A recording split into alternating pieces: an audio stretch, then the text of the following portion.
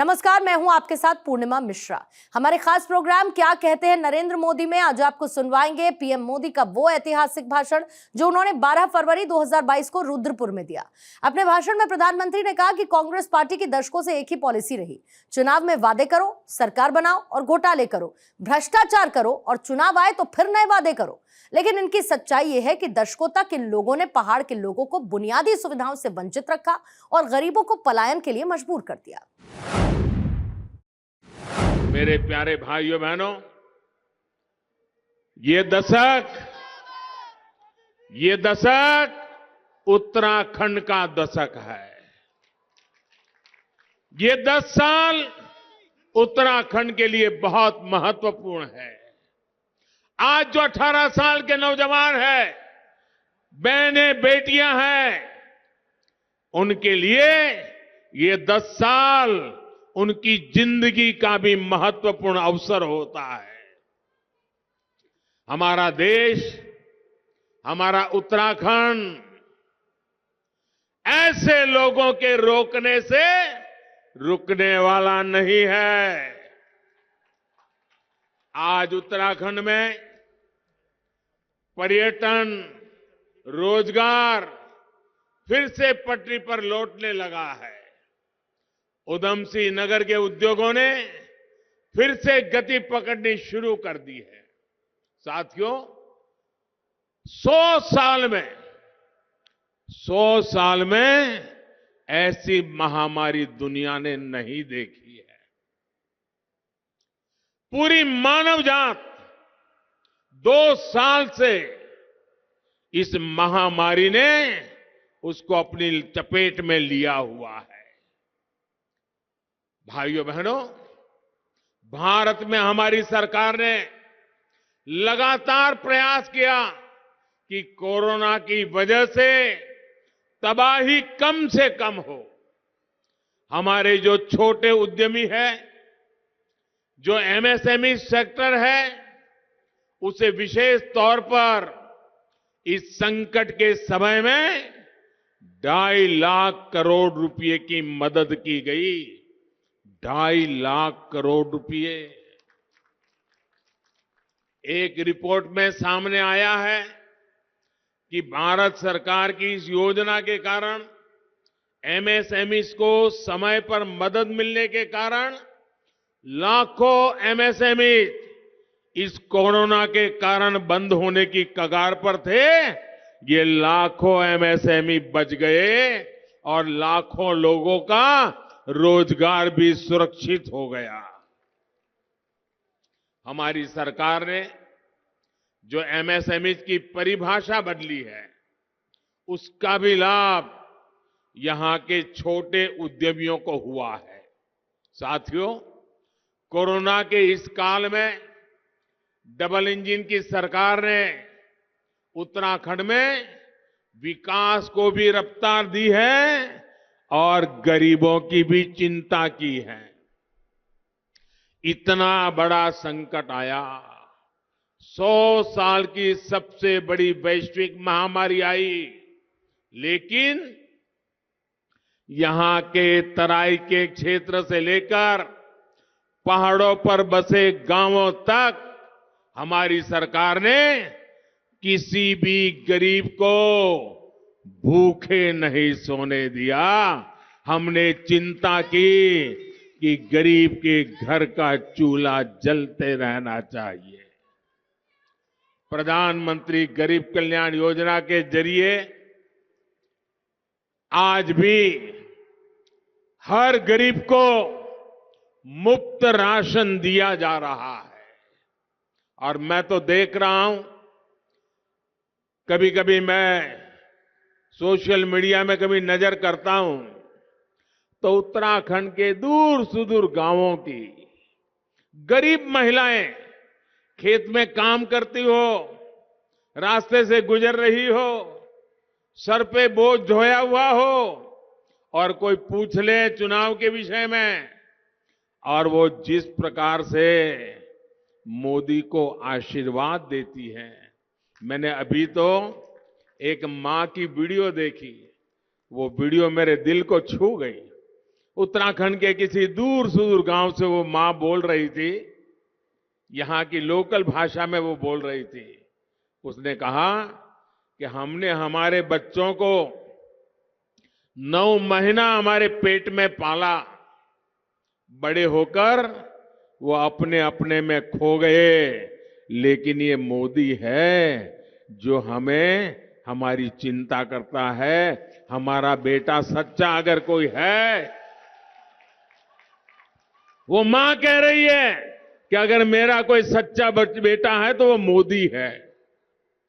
भाइयों बहनों, माताओं बहनों के इतने आशीर्वाद, माता बहनों का इतना बड़ा सामर्थ्य अगर आज मोदी के साथ खड़ा है, तो मोदी जी जान से माताओं बहनों के कल्याण के लिए, उत्तराखंड के कल्याण के लिए, उत्तराखंड के नौजवानों के कल्याण के लिए कभी पीछे नहीं हटेगा।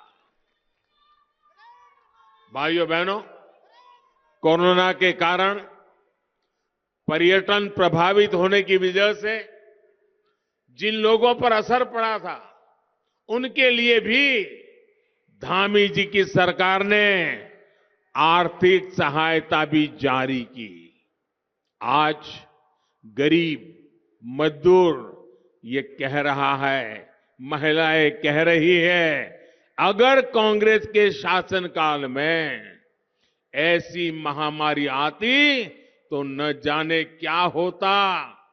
मैं भी आपसे पूछता हूं, ये मुफ्त राशन क्या पहले की सरकार होती तो ये मुफ्त राशन आप तक पहुंचता क्या? पहुंचता क्या? पहुंचता क्या? कहीं और बिक जाता कि नहीं बिक जाता? घोटाला करते कि नहीं करते? उत्तराखंड की बहनों को जो मुफ्त सिलेंडर मिले, आप कल्पना कर सकते हैं आजादी के इतने साल के बाद भी क्या वो रहते तो आपको ये पहुंचता क्या? पहुंचता क्या? उत्तराखंड की लाखों बहनों के बैंक खाते में जो रुपये भेजे गए, क्या ये कांग्रेस के लोग होते तो बैंक के खाते खुलते क्या? खुलते क्या? ये खातों में पैसे आते क्या? ये पैसे आपके काम आते क्या?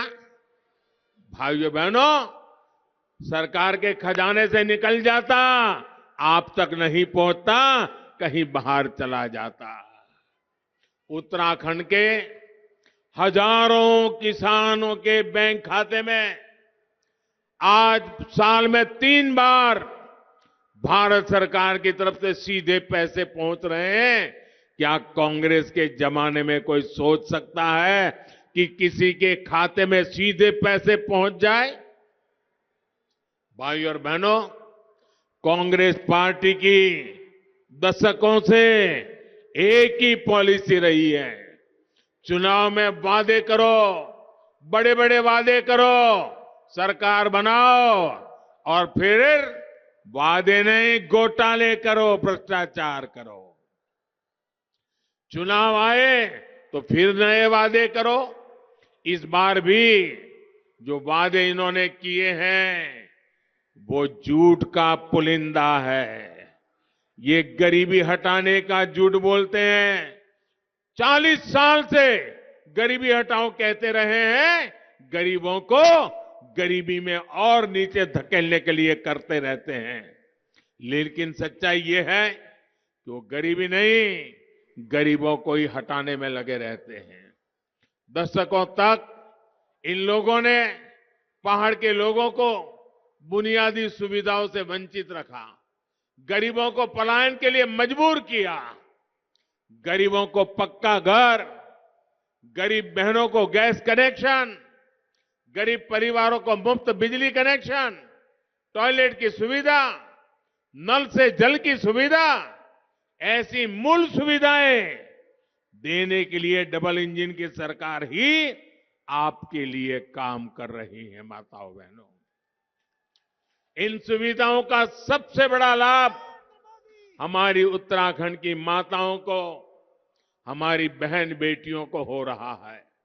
साथियों, उत्तराखंड के विकास के लिए हम कोई कोर कसर बाकी नहीं छोड़ रहे हैं।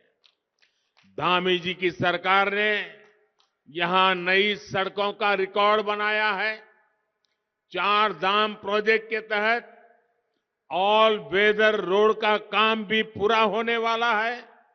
इसका लाभ पर्यटन और उद्योग दोनों ही क्षेत्रों को मिलेगा।